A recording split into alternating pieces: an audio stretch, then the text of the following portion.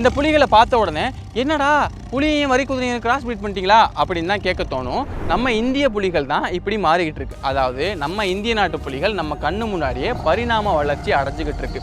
இப்போ பொதுவாக புலிகள் அப்படின்னாலே என்ன நிறத்தில் இருக்கும்? அதோடைய உடம்புல அந்த ஆரஞ்சு நிறம் அதிகமாகவும் கருப்பாக கோடுகளும் இருக்கும். ஆனால் அதுவே இந்தியாவில் ஒரு குறிப்பிட்ட பகுதியில் இருக்கக்கூடிய புலிகள் ரொம்ப அதிகமாக இந்த ஆரஞ்சு கருப்புக்கு அப்படியே நேர் எதிராக கருப்பு கோடுகள் அதிகமாகவும் ஆரஞ்சு நிறம் கம்மியாகவும் ஆகிற மாதிரி மாறிக்கிட்டு இருக்கு. இப்போது இந்த மாதிரி மாறுறது ஏதோ 1-2 புலியில் தான் நடக்குது அப்படின்னா ஓகே, ஏதோ 1-2 புலி தான் நடக்குது அப்படின்னு விட்டுறலாம். ஆனால் அதுவே நம்ம இந்தியாவில் ஒரே கூட்டத்தில் இருக்கக்கூடிய 40% புலிகளில் இந்த மாதிரி அந்த நிறமாற்றம் ரொம்ப அதிகமாக நடந்துகிட்டு இருக்கு.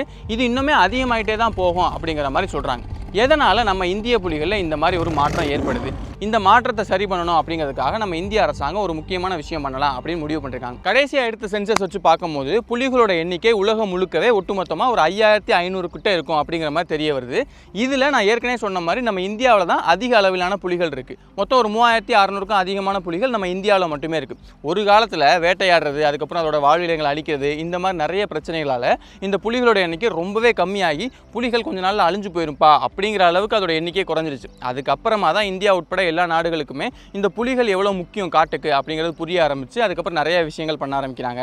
நம்ம இந்தியாவே எடுத்துக்கிட்டோம்னா ஒரு 58 புலிகள் காப்பகம் வரைக்கும் இப்போ அமைச்சிருக்காங்க. இப்போ காப்பகம் அமைச்சிருக்காங்கன்னு சொன்னேன்ல, அதில் நம்ம இந்தியாவுடைய ஒடிசா மாநிலத்தில் சிம்லிபால் டைகர் ரிசர்வ் அப்படிங்கிற ஒரு காப்பகம் இருக்குது. இந்தியாவில் இருக்கக்கூடிய புலிகள் காப்பகத்திலே 4வது பெரிய புலிகள் காப்பகமாக இதுதான் இருக்குது. 2750 சதுர கிலோமீட்டர் பரப்பளவில் கொஞ்சம் பெருசாகவே அதை உருவாக்கியிருக்காங்க. இந்த காப்பகத்தில் இருக்கக்கூடிய புலிகள் தான் நம்ம வீடியோட ஆரம்பத்தில் பார்த்த மாதிரி அதோட நிறத்தை அப்படியே மாற்றி ஆரஞ்சு நிறம் கம்மியாகவும் கருப்பு நிறம் அதிகமாகவும் இருக்கிற மாதிரி தொடர்ந்து மாறிக்கிட்டே இருக்கு. அந்த காப்பகம் இருக்கக்கூடிய பகுதிகளை சுற்றி 17ஆம் நூற்றாண்டில் இருந்தே இந்த மாதிரி கருப்பு கோடுகள் அதிகமாக இருக்கக்கூடிய புலிகளை பார்த்து தான் மக்கள் அங்கொன்னும் இங்கொன்னுமா ரிப்போர்ட் பண்ணிட்டு இருந்திருக்காங்க. ஆனால் எல்லாரும் என்ன நினச்சிருக்காங்கன்னா, இது ஏதோ கட்டுக்கதை, அந்த ஊருக்குள்ளலாம் கதைகள் சொல்லுவாங்களா, அந்த மாதிரி ஏதோ ஒரு கதை போல, இது நல்லா இருக்கும் நிறைய பேர் சொல்கிறாங்க அப்படின்னு தான் எல்லாருமே நினச்சிட்டே இருந்தாங்க. இது அப்படியே தொடர்ந்து போயிட்டே தான் இருந்துச்சு. அந்த சமயத்தில் தான் 1970களில் இந்த மாதிரி புலிகள் இருக்குது அப்படிங்கிறத முறையாக ரெக்கார்ட் பண்ணுறாங்க. அதுக்கப்புறமா தான் இது அதிகாரப்பூர்வமாக ஆகுது.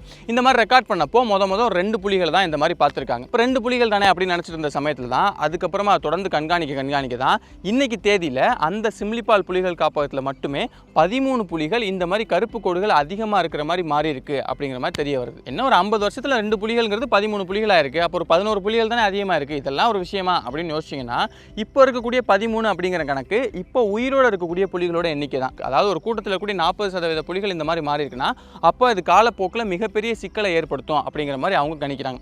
அப்படி என்னதான் சிக்கல் ஏற்படும்